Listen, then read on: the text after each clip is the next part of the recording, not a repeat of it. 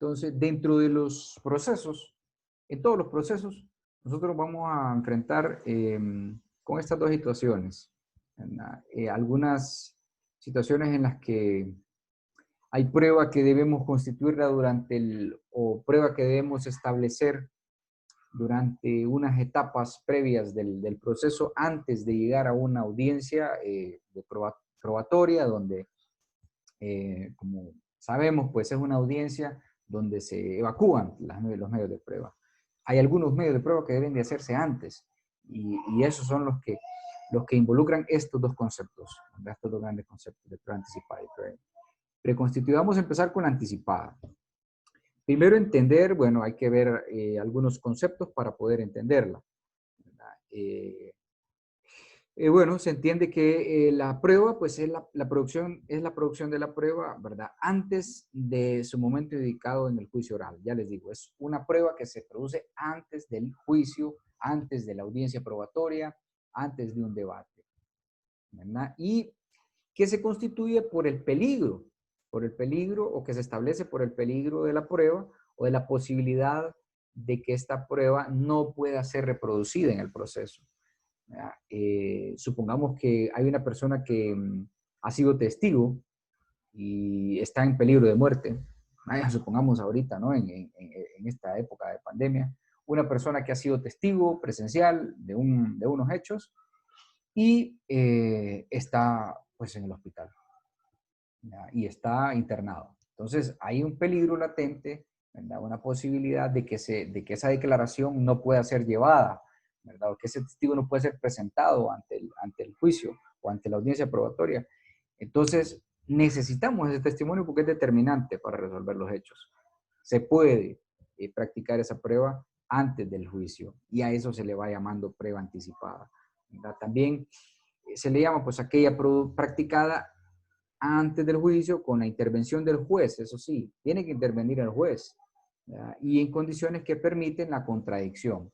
Recordemos, la contradicción es que las partes interesadas en el proceso puedan participar en la práctica de esa prueba, ¿verdad? Que estén presentes, pues, ahí cuando fuere de temer que no se pueda practicar en el juicio, ¿verdad? También, pues, otro concepto que consiste en la actuación de la prueba con anterioridad al juicio por la imposibilidad justificada, tiene que ser una imposibilidad justificada de su realización en dicho proceso, en dicho estadio procedimental, en dicha situación del procedimiento, o en dicha etapa del proceso, ¿verdad? ¿Con qué finalidad? Con la finalidad de asegurar la valoración de esa prueba con las demás, ¿verdad? Que esa prueba pueda ser valorada también con el resto de carga probatoria que se vaya a presentar. ¿Cuáles son los requisitos generales? Estos requisitos son casi que universales, ¿verdad? Casi para todos los procedimientos. Entonces, primero, pues que a la solicitud de la prueba anticipada, ¿verdad? Por cualquiera de las partes intervinientes puede solicitar prueba anticipada, ¿verdad? Tenga que ser presentada ante el juez de la investigación preparatoria, ¿verdad? Esto sobre todo en los procesos penales, ¿verdad? Que hay una etapa de investigación, hay una etapa preparatoria para llegar a un juicio, entonces esa etapa la conoce un juez y ese juez a ese juez deberá de remitirse la solicitud. O en los otros procesos, si hablamos de materias constitucionales, civiles, laborales, administrativas, etcétera, mercantiles, ante el juez que está conociendo, ¿no? Pero previamente a la audiencia probatoria. Otro requisito es que debe ser de una urgencia circunstancial, ¿verdad? Ya sea por condiciones de las propias personas, situaciones de la naturaleza o del transcurso del tiempo. Supongamos que una persona de avanzada edad ha sido la que tenga que ir a dar declaración, entonces, y que se tema que no pueda llegar a dar la declaración el día de evacuar prueba, pues entonces también. Que hay una urgencia, entonces ese es el elemento. Primer requisito, que sea interpuesta ante el juez de etapa de preparatoria o el juez competente. Segundo, que sea urgente, ¿verdad? Que sea una situación urgente. La otra es la importancia de la prueba, que la prueba tiene que ser importante. Y sus razones deben estar fundamentadas, obviamente, ¿verdad? Por el sujeto procesal que solicita. Debe estar fundamentada por el solicitante. ¿Para qué? Pues para que pueda ser admitida, ¿verdad? O sea, la prueba tiene que estar fundamentada en aquellos elementos de utilidad, de pertinencia, de procedencia, ¿verdad? Que deben llevar todas las pruebas. Entonces, eso, ¿verdad? ¿Bajo qué criterio? Bueno, bajo las mismas formalidades que se pueden presentar a la etapa de juicio, a la etapa de proposición de medios de prueba. Entonces, debe reunir esos mismos requisitos la prueba de fundamento. Por lo tanto, debe ser importante. Y la otra, el otro requisito, o un cuarto requisito, sería la imposibilidad de su presentación en la audiencia probatoria. Entonces, la imposibilidad de una actuación posterior. En este punto tiene que determinarse cuáles son las causas, ¿verdad? O las circunstancias que justifican evacuarla en ese momento. Entonces, no se puede decir que vamos a presentar una solicitud de prueba anticipada solo porque sí o porque nos nace a nosotros el pensamiento de que podría no llegarse a evacuar en el proceso. No, hay que justificarlo, ¿verdad? Y esa justificación debe estar basada en esa imposibilidad de presentarse en el juicio. Entonces, hay muchas situaciones que se dan dentro de todos los procesos, ¿verdad? Por este punto, donde se llevan a pruebas anticipadas. Por ejemplo, aquellas declaraciones de testigos, de aquellos testigos protegidos o las mismas víctimas, ¿verdad? Que han sido testigos presenciales en un hecho, pues entonces se puede asegurar esa prueba a través de la prueba anticipada. Sin esto, y esta es la cuestión, sin necesidad de que tenga que repetirse en el juicio. Entonces, esos son los 4 requisitos. Presentada ante el juez competente o el juez preparatorio para los procesos penales de la etapa preparatoria, que sea de urgencia, que se fundamente la importancia de la prueba, y el tercero, que se fundamente la imposibilidad de la actuación posterior, de presentarla posteriormente. Entonces, esos son los 4 requisitos. Ahora vemos cómo se presenta el trámite en nuestros procesos. Bueno, si hablamos del proceso penal, básicamente que pues la prueba anticipada se puede admitir en cualquier etapa del proceso, ¿verdad? En cualquier etapa del proceso. Y con esto, al ser admitida, pues no es necesaria una posterior comparecencia, si se trata de una declaración de un testigo, por ejemplo, o de una víctima, salvo pues los casos que surjan nuevas noticias. Recordemos que puede darse esa situación, ¿no? Donde nos enteremos de hechos nuevos o nuevas noticias que sí requerirán nuevas declaraciones, ¿verdad? Siempre respetando el debido proceso. Pero lo principal en el proceso penal es que en cualquier etapa se puede admitir la prueba anticipada. Se procederá cuando se trate de lo que establece el artículo 237A del Código Procesal Penal. ¿Qué es lo que dice el 237A? Ahorita se lo digo. Si ustedes lo pueden anotar ahí, ¿no? Igual la presentación la tendrán en Moodle para descargar. Pero el 237A nos habla de las declaraciones de víctimas especiales. Vamos a ver, ahorita estoy llegando. Sobre todo en esta parte de protección de testigos y declaración de personas en estado de vulnerabilidad del proceso penal. Así lo llama el código, pero en otros términos, en otras palabras conocidas, víctimas especiales. ¿Qué dice el 237A? Bueno, que se consideran en condición de vulnerabilidad aquellas personas que por razón de edad, género, estado físico o mental se encuentran especialmente expuestos a la revictimización y en condición de dificultad para participar en los actos y diligencias que conlleva el proceso penal, siempre que se encuentren en ellos los siguientes casos. Número 1, y es lo que dice personas menores de 18 años cuando sean llamadas al proceso como testigos o víctimas de delitos contra la libertad sexual, la libertad, integridad física, psicológica, sexual y hechos violentos. Menores de 18. 2 mujeres víctimas de violencia intrafamiliar. o delitos en perjuicio de la libertad y la integridad física y corporal, psicológica y sexual. Tres, personas con limitaciones mentales o sensoriales.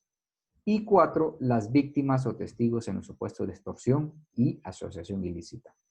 Entonces, en estos casos, vamos a nosotros encontrar que se practica mucho lo que es la prueba anticipada, la declaración de estos testigos. ¿Por qué? Para no revictimizarlos, porque si nosotros en el proceso de investigación, obviamente el Ministerio Público trabaja investigando el proceso, trabaja tomando declaraciones, testimonios, y pues llevan en este caso, pues estas víctimas a cámara GESEL para hacer una práctica o en otras condiciones, pero se acostumbra a pedir la prueba anticipada. ¿Para qué? Para que esa persona, obviamente tiene que ir a relatar hechos que no son nada agradables para ellos mismos, entonces no tengan que ir a declarar eso en la etapa de investigación y nuevamente los mismos declaraciones en la etapa de juicio, porque eso es revictimizar a la víctima. Y a los testigos también, porque los testigos, pues, a la postre tienen algún daño, ¿no?, psíquico al presenciar hechos de este tipo, en condición de vulnerabilidad. Entonces, por ejemplo, una persona que ha sido víctima de extorsión o que es testigo de un procedimiento de extorsión o de asociación ilícita, como mencionas en numeral 4 del 237 del Código Procesal Penal, lo que necesita es protección más bien de parte del Estado, ¿verdad? Y tomarle la declaración bajo todas las reglas del debido proceso, ¿verdad? Que participe pues el principio de contradicción, la presencia de un juez, pero no, es complicado llevar a un testigo de estos a un juicio probatorio, ¿verdad?, a que dé su declaración, porque normalmente esa persona va a temer por su vida.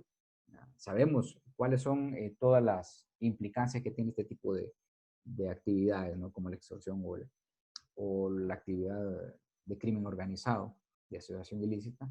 Entonces, cualquiera va a temer, ¿verdad?, si ya dio un testimonio, volver a ir a darlo, ¿no? Entonces, se toma como prueba anticipada, se asegura esa prueba para que no sea necesario que vaya otra vez y el testigo se le da el tratamiento especial, protección.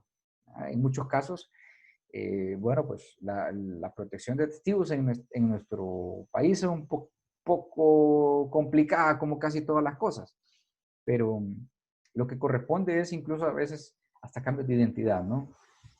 Trasladarlos a otras localidades, a otras ciudades, buscar fuentes de empleo, condiciones de vida dignas para esos testigos, porque han procurado, ¿verdad?, el beneficio de la justicia, en resumen. Entonces, eso es lo que corresponde. Y bueno, el trámite en sí es que el juez va a librar citación al fiscal y a los demás interesados, ¿verdad?, para que hasta su momento hayan sido identificados y puedan comparecer ante el juez a practicar la prueba. Ahora, en los procesos penales, si estamos en una etapa de investigación, no tenemos todavía imputado, ¿verdad? Entonces, ¿quién va a defender al imputado? Y el imputado obviamente es parte interesada. Lo que se hace, ¿verdad?, en estos procesos es que se llama al fiscal y se llama a un representante de la defensa pública, ¿verdad?, un abogado de la defensa pública para que comparezca y haga la práctica del principio de contradicción, ¿verdad? Aunque no se sepa quién es el acusado todavía, ¿verdad?, no se tenga individualizado, sino que estamos en esa etapa de investigación, pero es responsabilidad del defensor público, pues, cumplir con todas esas garantías, ¿no?, que intervenga para defender los intereses de ese futuro acusado, ¿verdad? Sobre todo el cumplimiento del debido proceso. O sea, el defensor público difícilmente va a interponer recursos para que no se admita esa prueba, ¿verdad? A menos, obviamente, interpondrá un recurso para que no se emita la prueba si no se practica siguiendo las reglas del debido proceso, si se violentan derechos fundamentales o derechos humanos del acusado. Caso contrario, ¿verdad?, la prueba quedará establecida como tal. Bien, eso en el proceso civil, ¿verdad? Que está el 277, proceso penal, perdón, el 277 del Código Procesal Penal. Si hablamos del proceso civil, bueno, hay como 5 artículos que hablan de él, pero principalmente cuando nos referimos al trámite dentro del proceso civil, lo que se habla es porque el solicitante debe designar la persona o las personas a las que se proponga demandar. Estamos hablando de que se va a anticipar una demanda, ¿verdad? Estamos constituyendo una prueba antes de llegar a la demanda, pero debe consignarse o designarse a la persona que se va a demandar, ¿verdad? ¿Para qué? Para que sea citada y al menos con 5 días de antelación, ¿verdad? A fin de que pueda intervenir en la práctica de la prueba. Lo que pasa es que si no, bueno, si no hay una presentación de una demanda después de haberla practicado en materia civil, pues no se otorgará ningún valor probatorio de lo que se ha desarrollado en esa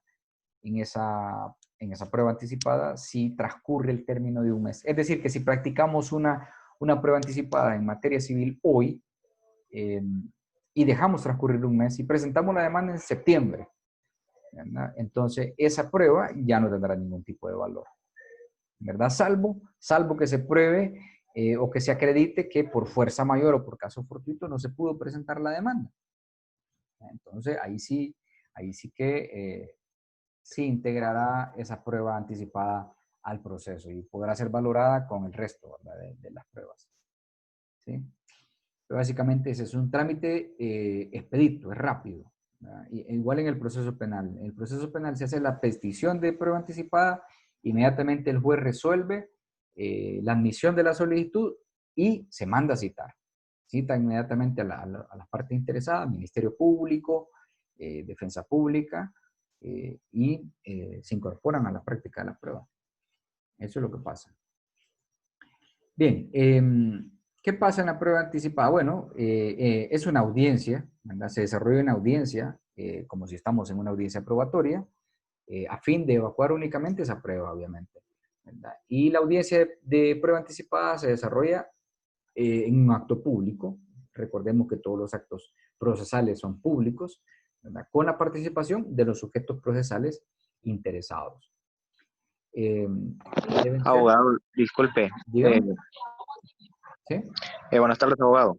Buenas noches. Solamente, Ujú. solamente quería, digamos, dar una aclaración, o no Sí, sé si se puede hacer así también acerca de la prueba anticipada. claro, dígame. Pero, digamos, la prueba anticipada, abogado, busca que algunos medios aprobatorios no se vean afectados en el juicio posterior, o el juicio que se va a llevar. Eso es una pregunta suya o es una aclaración. No, pregunta Pregunta. prácticamente. Em, Me dijo si busca que no se vayan a vulnerar los medios probatorios, no se vayan a ver Sí, abogado. afectados. Sí, abogado. Ajá. Sí, también. Lo que pasa es que ya vamos a ver esa diferencia con la prueba preconstituida, ¿verdad? Lo principal en la prueba anticipada es el peligro de no poderla reproducir en el juicio. Entonces, por eso lo hacemos anticipadamente. Supongamos, como le mencionaba, un testigo en un caso de extorsión o un testigo de asociación ilícita de crimen organizado va a ir a hablar de un cártel, póngale, de un cártel de narcotráfico. Esa persona tiene que rendir su declaración y lo posterior que hay que hacer es garantizarle su seguridad, ¿verdad? Pero si nosotros lo tenemos ahí pendiente para que nos vaya a declarar a un juicio, pues rara vez, y se lo digo con conocimiento de causa, nunca van a declarar al juicio. Entonces hay que asegurar esas declaraciones. Lo que se hace con el asegurar la declaración es que esa declaración practicada ante el juez en etapa preparatoria tiene la misma validez que si se hubiera hecho ante el tribunal de sentencia, ¿verdad? Lo que pasa en los otros tipos de pruebas es que, por ejemplo, en la audiencia inicial, en el proceso penal nuestro, se presenta pues un indicio de prueba a fin de decretar el indicio del delito, ¿verdad? Y el juez resuelve. Ahí hay una práctica de prueba mínima, pero hay una práctica de prueba. Pero esa práctica de prueba no tiene nada que ver al juicio, porque en el juez de primera instancia, en proceso penal, puede declarar la formalización de los cargos y el auto de apertura a juicio, ¿verdad? Pero eso no significa que está condenando todavía. Quien condena es el tribunal de sentencia. Entonces, pero en el caso de la prueba anticipada, sí, ¿verdad? Esa declaración que se haya rendido o esa prueba que se haya practicado queda como si hubiera hecho ante una audiencia probatoria, ante el tribunal. Entonces, lo que se hace en el tribunal únicamente es, cuando estamos en el juicio, pues llamar a aquella prueba anticipada, pero no llamamos al testigo, solo llamamos para que se reproduzca la declaración tomada al testigo alfa. De hecho, sí se le dan nombres de ese tipo, ¿verdad? No se identifica a veces literalmente en la audiencia, en el expediente, claro está, quién fue que rindió la declaración, pero en la audiencia se hace así. Vamos a solicitar que se admita el medio de prueba anticipada rendido por la declaración del testigo alfa, ¿verdad? Y así se desarrolla. Entonces es como si estuviera ante el tribunal. Por eso se llama eso, porque se anticipa al mismo proceso probatorio. Con la preconstituida sí, es para asegurar que no se vaya a vulnerar ¿verdad? Durante la etapa del proceso y que se reproduzca íntegramente, ¿verdad? En la audiencia. Ya vamos a ver, es parte de la diferencia. Entonces sí, ahí es donde existen ciertas diferencias, vamos a decirlo, de entre ambas, ¿no? Entonces, la prueba anticipada, como les digo, es una audiencia, la audiencia es igual que un proceso probatorio, ¿verdad? Con las mismas formalidades de un juicio oral, eh, se le concede las palabras a las partes, a las partes que están en contradicción, a fin de que se garantice el debido proceso. Contra la prueba anticipada, como les mencionaba, caben recursos como el de apelación. Y bueno, estos recursos van a ser con efecto devolutivo.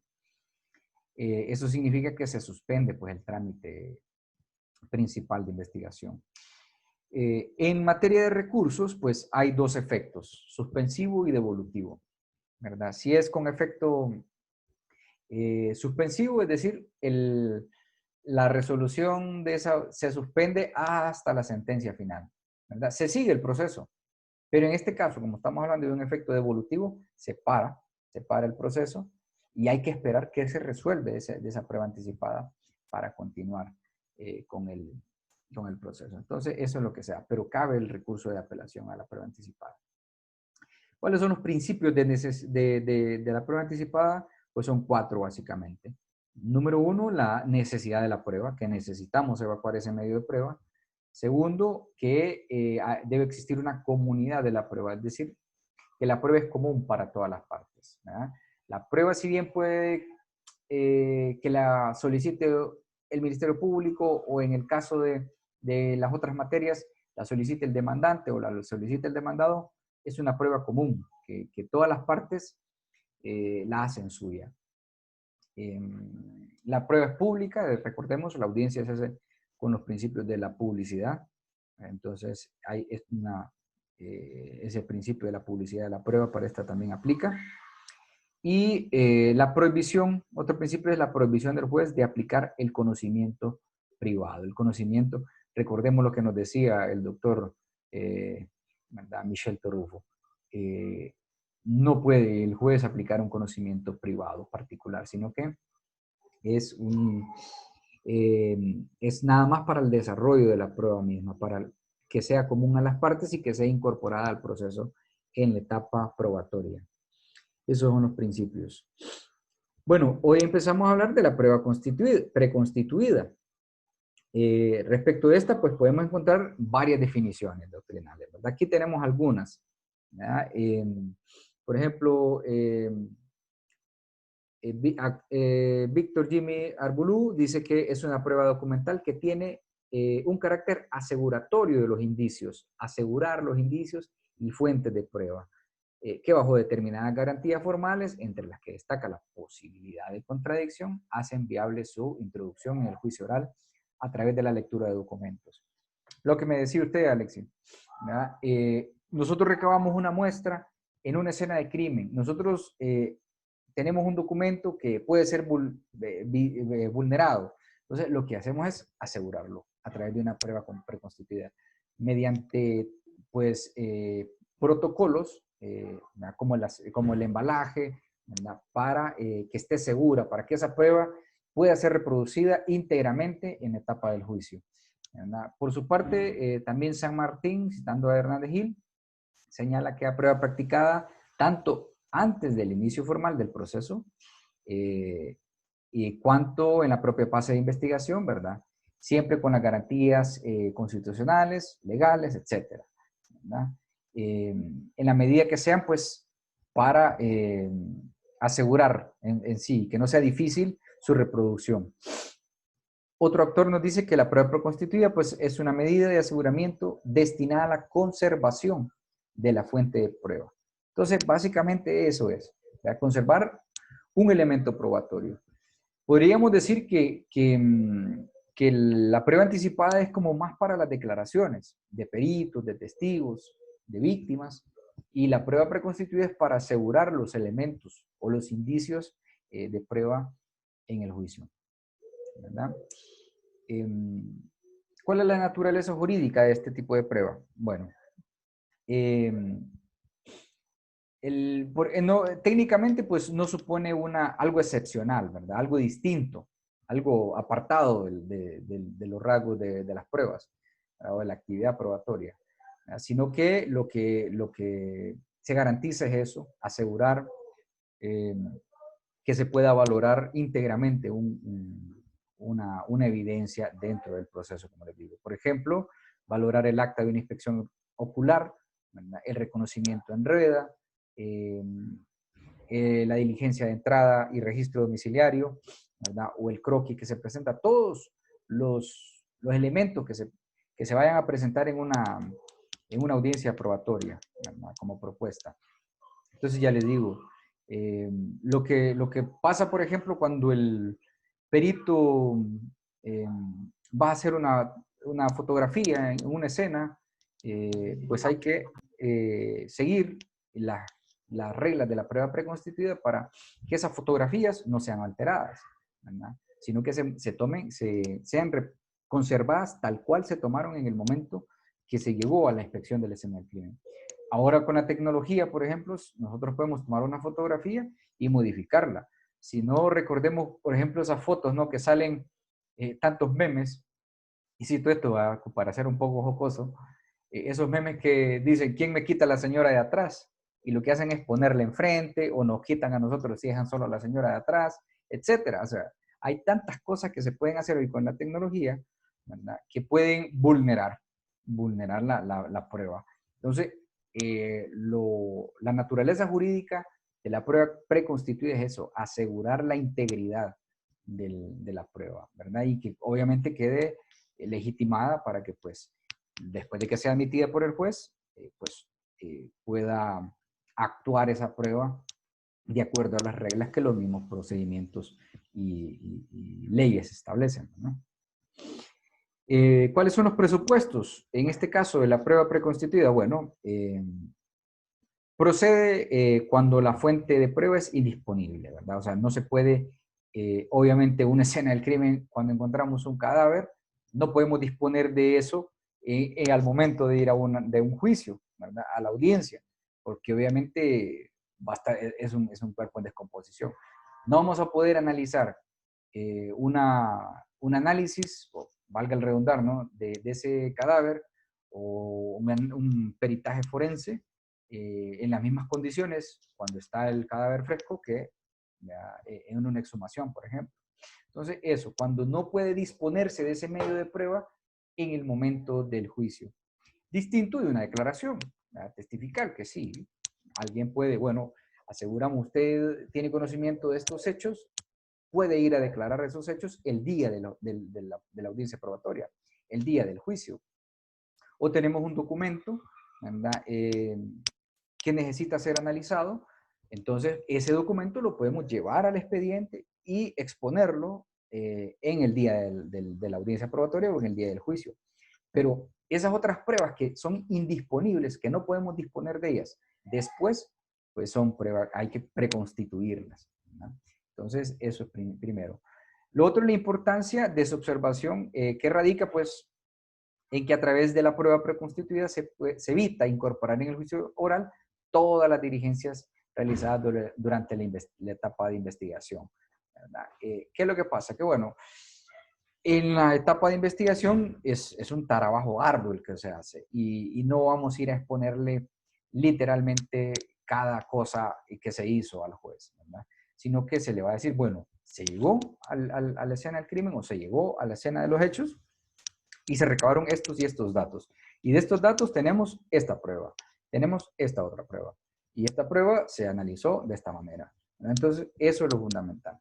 Y esa es la importancia de observar, ¿verdad?, la prueba individualmente. De ahí también, pues ante la falta de indisponibilidad, porque no podemos disponer de esos elementos, ¿verdad?, será necesario realizar un acto de investigación que corresponda, ¿verdad? Como corresponda, o sea, de manera apropiada. Y llegando el momento, pues, de ofrecer el elemento de convicción de acuerdo a las reglas. Como les digo, que cuando se llega a una escena tenemos indicios. Esos indicios, al momento de darles el aseguramiento de prueba, se convierten en evidencias y a la hora de ir a reproducirlas al juicio se convierten en prueba como tal, ¿no? Y por eso se le denomina prueba preconstituida, porque ya queda asegurada. ¿Ya? Y el carácter de indisponibilidad de la fuente de la prueba debe ser absoluto, o sea, que definitivamente no podamos reproducir la prueba en juicio. Entonces, por eso se preconstituye. Si la prueba se puede ir a reproducir, pues hombre, eso sí que se reproduce en el juicio porque no es absoluta la indisponibilidad, tiene que ser absoluta esa indisponibilidad de ser reproducida. ¿Cuál es el procedimiento? Bueno, Abogado, dígame. eso con lo que dice usted de la prueba, que tiene que ser siempre de carácter pública la prueba cuando se Sí, presente. sí, sí, sí. Recordemos, todo el proceso, todos los actos procesales son públicos, ¿verdad? Vaya, si hablamos de una prueba anticipada, obviamente que la declaración de un menor que ha sido víctima de una violación, una agresión sexual, no es que se va a llamar a los medios de comunicación, no, a eso no se refiere la publicidad, sino al hecho de que pueda, pues, intervenir en ella los interesados, el acusador y el defensor, ¿no? O un ente defensor. A eso se refiere la publicidad, ¿verdad? En esos casos excepcionales, pues, se puede limitar la publicidad. Si hablamos de una prueba preconstituida, pues también es pública, ¿verdad? Se puede desarrollar bajo la veeduría, pues, del público, ¿verdad?, bajo las reglas de publicidad que los mismos procedimientos establecen, pero recordemos, si estamos en una etapa de investigación, lo que necesitamos es secretividad, ¿verdad? Entonces, ¿para qué? Para que el acusado no se entere que lo estamos investigando, obviamente. Entonces, eh, hay ciertas excepciones a las reglas de publicidad. Lo que sí cabe es que a la hora del juicio oral y público, cuando se lleve la prueba preconstituida, sí se va a decir, bueno, esta prueba es una prueba preconstituida que se obtuvo en tal momento de la investigación. Entonces, ahí adquiere, pues, materialmente, pues, la práctica pública, ¿verdad? Porque ya usted se entera, esa prueba la hicieron en esta etapa de investigación. Y obviamente no llamaron a los medios de comunicación, no llamaron a las partes porque había que asegurarla. Caso contrario, pues iba a ser una prueba con vicios de nulidad, o podía ser afectada o vulnerada esa prueba. Entonces, por eso, para asegurarla, en ese momento, pues se guardan ciertas reglas, ciertos protocolos, pero se vuelve pública cuando llega al juicio, ¿no? Eso es. Entonces, como les decía, el procedimiento a nivel general, ¿verdad?, para la producción de una prueba preconstituida no es uniforme. Puede variar, va a depender del tipo de fuente de la prueba, va a depender del tipo de prueba al que vamos a practicar, ¿verdad? Pero lo básico es eso que menciono, el asegurar. La pretensión principal es asegurar la prueba. Entonces, en algunos escenarios podemos ver que se asegura la prueba de un modo, se asegura de otro. Por ejemplo, un casquillo, ¿verdad?, se asegura en una bolsa, si es posible, sellada al vacío debería de ser, ¿verdad? Igual pero la extracción de una huella dactilar es diferente, el procedimiento, porque no es un objeto, la huella digital, que la vamos a tomar como un casquillo, ¿no? Que lo agarramos con las manos y lo echamos en una bolsa. La huella debe llevar una técnica para extraer esa huella. Entonces esos protocolos no son uniformes, los protocolos, no son uniformes los procedimientos de aseguramiento de prueba, pero sí con esa pretensión fundamental, ¿verdad?, de aseguramiento. Y de las facultades que tenga también cada funcionario que va a elaborar ese aseguramiento. Entonces, en criminalística, que eso es la técnica, pues, o es la disciplina, que tiene un montón de técnicas para investigar estas cosas, nos vamos a dar cuenta que hay un perito calígrafo que es especialista en eso, un perito dactiloscópico que es especialista solo en eso, otro balístico y fotógrafo, etcétera, ¿no? Entonces, cada uno tiene sus técnicas, no existe un procedimiento uniforme para cada uno, pero sí el de asegurarla con la mayor integridad, ¿verdad? Y que no se vulnere. Entonces, ahí, por ejemplo, hay un ejemplo, ¿no? El procedimiento de preconstitución probatoria en los casos de examen de alcoholemia tiene ciertas particularidades, ¿verdad?, que diferencian al resto de un registro corporal o de inspección. Por ejemplo, ¿cómo extraen la muestra de alcoholemia? Bueno, a través de un aspirado, ¿verdad?, que marca un detector, ¿no? Ese es un procedimiento. Otro procedimiento para que haga un registro corporal es aparte. El de inspección es aparte. O el de extracción de una muestra sanguínea es aparte. Entonces, pero en todos casos, lo que va a asegurar también es el acta, ¿verdad? Entonces, el procedimiento es asegurar el medio de prueba y elaborar un acta que culmine la diligencia. Entonces, universalmente nos vamos a encontrar con eso, que tenemos un elemento de prueba, un indicio recabado, el cual ha sido embalado, asegurado de la manera correcta y aparejado a él en un acta de la diligencia donde se establece cómo se recabó ese medio de prueba, ¿verdad?, cómo se aseguró, a fin de que a la hora de reproducirlo al juicio, a la hora de reproducirlo a la audiencia, diga, bueno, aquí tenemos este medio de prueba y según el acta se establece que este fue el procedimiento que se siguió. Eso es el procedimiento universal prácticamente, ¿verdad? Aquí tenemos pues semejanzas entre la prueba anticipada y la prueba preconstituida. Una primera semejanza es la dificultad de disponer de ese medio de prueba en el juicio, ¿verdad? En ambos casos nos encontramos con eso, la dificultad de poder ir a reproducirlo en el momento de la audiencia. La otra es que deben dejarse actas, ¿verdad?, de las constancias de las actuaciones anticipadas y preconstituidas a fin de irlas a leer, a darle reproducción a la de lectura en la audiencia. Lo otro porque también se trata de medios subsidiarios, ¿verdad? Pues la fuente de prueba finalmente se encuentra disponible para su actuación en el juicio, ¿verdad? Subsidiarios que viene a auxiliar la práctica de la prueba, ¿verdad? Viene a apoyar el proceso. Entonces esas son las tres semejanzas. Dificultad de poder disponer de ella en el juicio, la constancia en actas de las actuaciones y que es un medio subsidiario, un medio que viene a beneficiar el proceso. ¿Cuáles son las diferencias entre la prueba anticipada y la prueba preconstituida?